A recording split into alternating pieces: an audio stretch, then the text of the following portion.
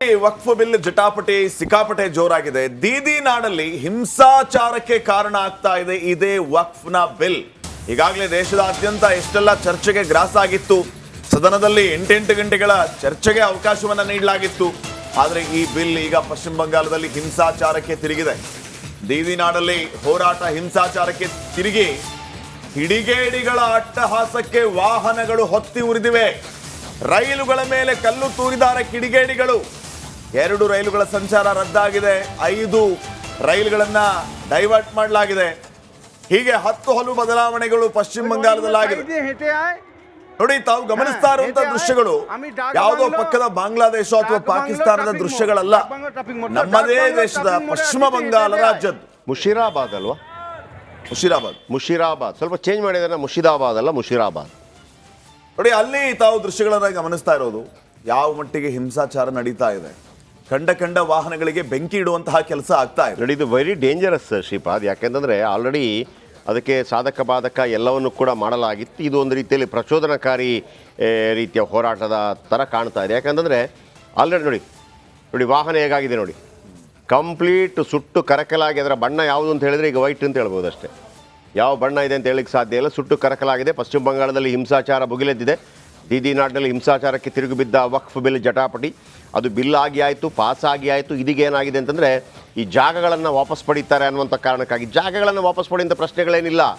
ನಿಮ್ಮ ದಾಖಲೆ ಇದ್ದರೆ ಯಾವನು ಕಿತ್ಕೊಳ್ಳೋಕ್ಕಾಗಲ್ಲ. ಆಲ್ರೆಡಿ ಮತ್ತೊಂದು ಬಸ್ಸು ಕೇವಲ ಏನು ಕಣಮೆ ಕೇಸರಿ ಮಾತ್ರ ಬಾಕಿ ಉಳಿದಿದೆ. ಅದರಲ್ಲಿ ಉಳಿದದೆಲ್ಲ ಸುಟ್ಟು ಹೋಗಿದೆ. ಕೇಸರಿ ಒಂದು ಬಾಕಿ ಉಳಿದಿದೆ. ಕಣಮೆ ಕೇಸರಿ ನೋಡಿ. ಅಂಗಡಿ ಮುಗ್ಗಟ್ಟುಗಳನ್ನು ಹೊಡೆದು ಬಿಸಾಕ್ಬಿಟ್ಟಿದ್ದಾರೆ. ಅಂಗಡಿ ಮುಗ್ಗಟ್ಟುಗಳನ್ನು ಬೇರೆ ಬೇರೆ ನೋಡಿ. ರೈಲು ಸಂಚಾರ ರದ್ದಾಗಿದೆ, ಡೈವರ್ಟ್ ಮಾಡಿದ್ದಾರೆ ಬೇರೆ ಬೇರೆ ವಿಚಾರಕ್ಕೆ. ದೀದಿ ನಾಡಿನಲ್ಲಿ ವಕ್ಫ್ ಬಿಲ್ ಕಿಚ್ಚು ಇತ್ತೀಚೆಗಷ್ಟೇ ನಡೆದಿತ್ತು. ಅದರ ಬಗೆಗಿನ ಸಂಬಂಧಪಟ್ಟ ಹಾಗೆ ಇವನ್ ಪಾರ್ಲಿಮೆಂಟ್ ಅಲ್ಲೂ ಕೂಡ ಮೊನ್ನೆ ಅಮಿತ್ ಶಾ ಅವರ ಎದುರುಗಡೆ ಕೂತಂತ ಒಬ್ಬ ಸಂಸದರು ಮಾತಾಡ್ತಾರೆ, ಯಾವುದೇ ಕಾರಣಕ್ಕೂ ಇದನ್ನ ನಾವು ಒಪ್ಕೊಳ್ಳೋದಕ್ಕೆ ಸಾಧ್ಯನೇ ಇಲ್ಲ ಅಂತ ಹೇಳಿ. ಏನಕ್ಕಂತೆ ಈ ಒಂದು ಕಾನೂನನ್ನ ಅವಾಗ ಅಮಿತ್ ಶಾ ಅವರು ಅವರಿಗೆ ಕೌಂಟರ್ ಕೊಡ್ತಾರೆ, ಯಾರನ್ನ ಭಯ ಬೀಳಿಸ್ತಾ ಇದೀರಿ, ಯಾರನ್ನ ಏನ್ ಧಮಕಿ ಕೊಡ್ತಾ ಇದ್ದಾರೆ ನೀವು? ಪಾರ್ಲಿಮೆಂಟ್ ಅಲ್ಲಿ ಪಾಸ್ ಆಗಿರುವಂತಹ ಒಂದು ಬಿಲ್ ಕಾಯ್ದೆ ಆಗುತ್ತೆ, ಅದನ್ನ ಎಲ್ಲರೂ ಕೂಡ ಒಪ್ಲೇಬೇಕು. ನಿಮಗಾಗಿ ಸ್ಪೆಷಲ್ ಕಾನೂನು ಮಾಡಕ್ಕಾಗಲ್ಲ. ಸಂಸತ್ ಫೈನಲ್ ಅಂತ, ಸಂಸತ್ತಲ್ಲಿ ಏನ್ ತೀರ್ಮಾನ ಕೈಗೊಳ್ತೀವೋ ಅದಕ್ಕೆ ಎಲ್ಲರೂ ಬದ್ಧರಾಗಿರ್ಬೇಕು ಅಂತೇಳಿ. ಆಮೇಲೆ ವಕ್ಫ್ ಬಿಲ್ ವಿಚಾರಕ್ಕೆ ಸಂಬಂಧಪಟ್ಟಾಗೆ ಅನೇಕರು ಇದನ್ನು ಸ್ವಾಗತ ಮಾಡಿದವರು ಕೂಡ ಇದ್ದಾರೆ. ನಮಗೆ ಬೇಕಾಗಿಲ್ಲ ಸರ್ ಯಾರ್ಯಾರ್ದ ಜಾಗ, ನಮ್ಮಲ್ಲಿ ಹಂಗಿಲ್ಲ. ನಾನು ಹೇಳಿದ್ನಲ್ವ, ಅದರಲ್ಲಿ ಸಾಧಾರಣವಾಗಿ ಹೆಂಗಿದೆ ಅಂತಂದರೆ, ನೀವು ಒಬ್ಬ ಮುಸ್ಲಿಮನಾಗಿ ಒಂದು ವಕ್ಫ್ಗೆ ಒಂದು 2 ಎಕರೆ ಜಾಗ ಕೊಟ್ಬಿಟ್ಟು ಇದನ್ನು ಶಾಲಾ ಮಕ್ಕಳ ಅಭಿವೃದ್ಧಿಗಾಗಿ ಅಥವಾ ಮದ್ರಸಾಗೆ ಹೋಗುವ ಮಕ್ಕಳ ಅಭಿವೃದ್ಧಿಗಾಗಿ ಬಳಸಿ ಅಂತಂದರೆ, ಒಂದು ನಯಾ ಪೈಸೆಯನ್ನು ಅದೇ ಮಗು ಆಸ್ಪತ್ರೆಗೆ ಹೋದರೆ ಅದಕ್ಕೂ ಬಳಸೋಂಗಿಲ್ಲ.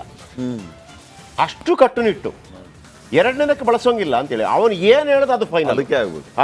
ಆಮೇಲೆ ಈಗ ಇಲ್ಲೊಂದು ಶಾಲೆ ಕಟ್ಟಬೇಕು, ಅವ್ರು ಹೆಂಗೂ ಹೇಳಿದ್ದಾರೆ ಶಾಲೆ ಕಟ್ಟಬೇಕು, ಇದನ್ನು ಮಾರಾಟ ಮಾಡಿ ಯಾರಿಗಾದ್ರೂ ಪ್ರೈವೇಟ್ ಅವರಿಗೆ ಮಾರಾಟ ಮಾಡೋಣ, ಇಲ್ಲ, ಅವಕಾಶ ಇಲ್ಲ, ಹರಾಮ್, ಮಾರಾಟ ಮಾಡೋಂಗಿಲ್ಲ ನೀವು.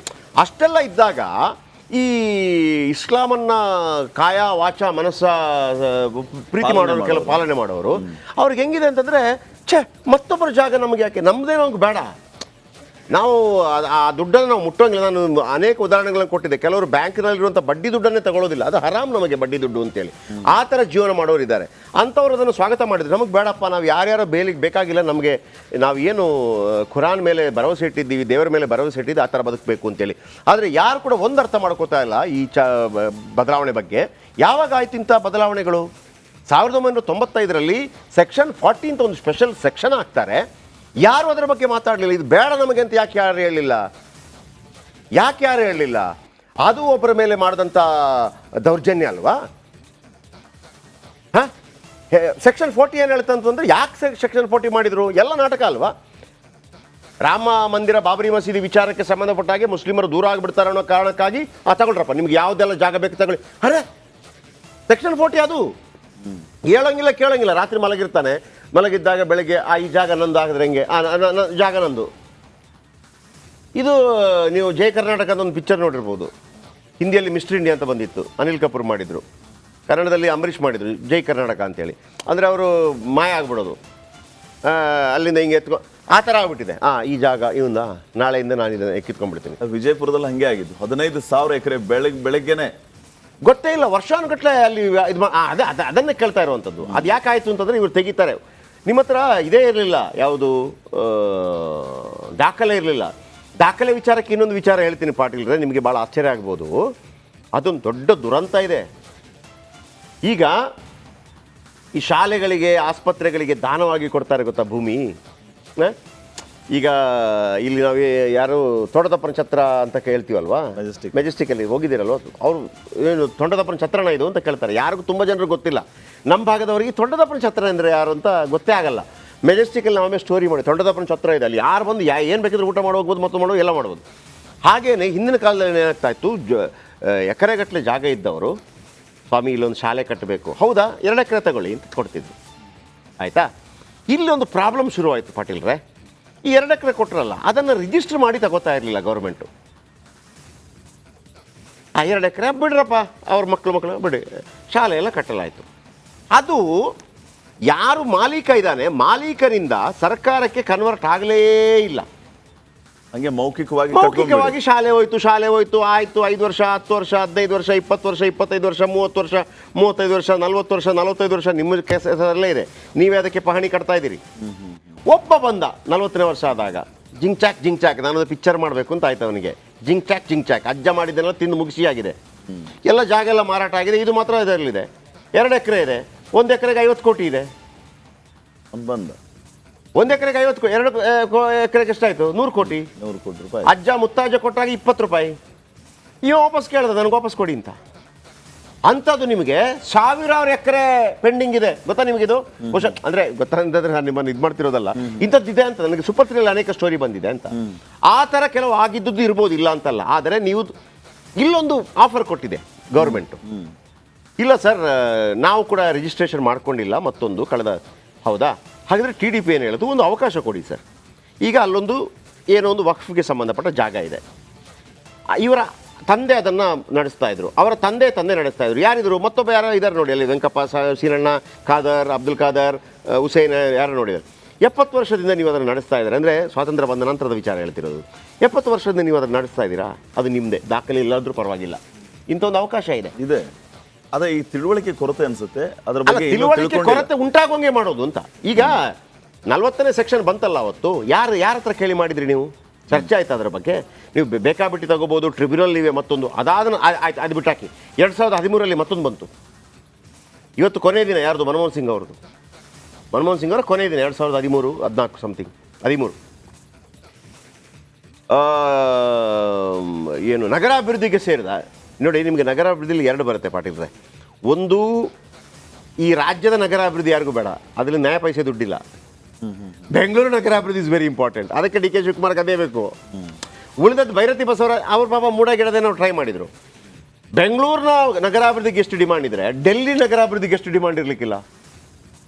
ಡೆಲ್ಲಿಯಲ್ಲಿ ನೀವು 1 ಎಕರೆ ಇದ್ದರೆ ನೀವು ಇಂಥ 10 ಚಾನಲ್ ಮಾಡ್ಬೋದು, ಆ ಥರ. ಅಲ್ಲೇನಾಗಿದೆ, 123 ಸರ್ಕಾರದ ಜಾಗವನ್ನು ಕಾಯನೈ ಪಿಯನೈ ಗ್ಲಾಸ್ ಪೋರ್ಟಲ್ಲ, ಯಾರ ಹತ್ರ ಕೇಳಿಲ್ಲ, ಬರೆದುಬಿಟ್ರು ವಕ್ಫ್ಗೆ. ಯಾಕೆ ಅಂತ ವಿಷಯಕ್ಕೆ ನಾನು ತುಂಬ ಸಲ ಸ್ವಲ್ಪ ಸುದೀರ್ಘ ಆಯಿತು ವೀಕ್ಷಕರೇ. ಯಾಕೆ ಈ ತುಷ್ಟೀಕರಣ ಆಗ್ತಾ ಇದೆ ಅಂತಂದರೆ, 2009ರಲ್ಲಿ ಒಂದು ಚುನಾವಣೆ ಆಗುತ್ತೆ, ಲೋಕಸಭಾ ಚುನಾವಣೆ. ಆಗ BJPಗೆ ಪ್ರಾಪ್ತವಾದಂಥ ಮತಗಳು 7 ಕೋಟಿ, ಕಾಂಗ್ರೆಸ್ಗೆ ಪ್ರಾಪ್ತವಾದ ಮತಗಳು 10 ಕೋಟಿ. ಕಾಂಗ್ರೆಸ್ ಅಧಿಕಾರಕ್ಕೆ ಬರುತ್ತೆ. 2014ರಲ್ಲಿ ನರೇಂದ್ರ ಮೋದಿ ಪ್ರಧಾನಿ ಅಭ್ಯರ್ಥಿಯಾಗಿ ಕಣಕ್ಕಿಳಿತಾರೆ. BJPಗೆ ಪ್ರಾಪ್ತವಾದ ಮತಗಳು 7 ಕೋಟಿಯಿಂದ 17 ಕೋಟಿ. ಕಾಂಗ್ರೆಸ್ಗೆ ಪ್ರಾಪ್ತವಾದ ಮತಗಳು 2009ರಲ್ಲಿ ಎಷ್ಟಿತ್ತು? 10 ಕೋಟಿ. 2014ರಲ್ಲೂ 10 ಕೋಟಿ. ಇವರು 2019ರಲ್ಲಿ ಚುನಾವಣೆ ನಡೆಯುತ್ತೆ. ಕಾಂಗ್ರೆಸ್ಗೆ ಅದೇ 10 ಕೋಟಿ, BJP 21 ಕೋಟಿ. 2024ರಲ್ಲಿ ಚುನಾವಣೆ ನಡೆಯುತ್ತೆ. BJP 21 ಕೋಟಿಯಿಂದ 24 ಕೋಟಿ, ಕಾಂಗ್ರೆಸ್ 10ರಿಂದ 10.5 ಕೋಟಿ, 11 ಕೋಟಿ. ಇದಕ್ಕೆ ಏನು ಸಂಬಂಧ ಅಂತ ಹೇಳಿ. ಮುಸ್ಲಿಮರು 25 ಕೋಟಿ ಇದ್ದಾರೆ ಭಾರತದಲ್ಲಿ. ಅದರಲ್ಲಿ 15 ಕೋಟಿ ಜನರಿಗಾದರೂ ಮತದಾನದ ಹಕ್ಕಿದೆ. ಅದರಲ್ಲಿ 10 ಕೋಟಿ ಜನ ಕಾಂಗ್ರೆಸ್ ಓಟ್ ಹಾಕಿದ್ರು ಕೂಡ ಅಧಿಕಾರಕ್ಕೆ ಬರ್ತೀವಿ ಅನ್ನೋಂಥ ಒಂದು ವಿಶ್ವಾಸ ಅವರಿಗೆ. ಅಲ್ಲಿ ಬರ್ತಿರೋ ಓಟ್ಗಳು ನೋಡಿ, ಹಿಂದೂಗಳು ಆಗ್ತಾ ಇಲ್ಲ ಅಂತಲ್ಲ, ಆಗ್ತಾ ಇದ್ದಾರೆ. ಬಹುತೇಕ 6-7 ಕೋಟಿ ಮುಸ್ಲಿಮರದೇ ಬರುತ್ತೆ. ಅದಕ್ಕಾಗಿ ತುಷ್ಟೀಕರಣ ಮಾಡ್ತಾ ಇದ್ದಾರೆ. ಮುಸ್ಲಿಮರು ಕೇಳಿಲ್ಲ ಸರ್ 40 ಸೆಕ್ಷನ್ ಕೊಡಿ, ಮತ್ತೊಂದು ಕೊಡಿ ಅಂತೇಳಿ. ಇವರಾಗಿ ಅವರ ಮೇಲೆ ಹೇರ್ಬಿಟ್ಟು ಅವರನ್ನ ಒಂದು ರೀತಿಯಲ್ಲಿ ದೋಷಿಗಳನ್ನಾಗಿ ಮಾಡ್ತಾ ಇದ್ದಾರೆ.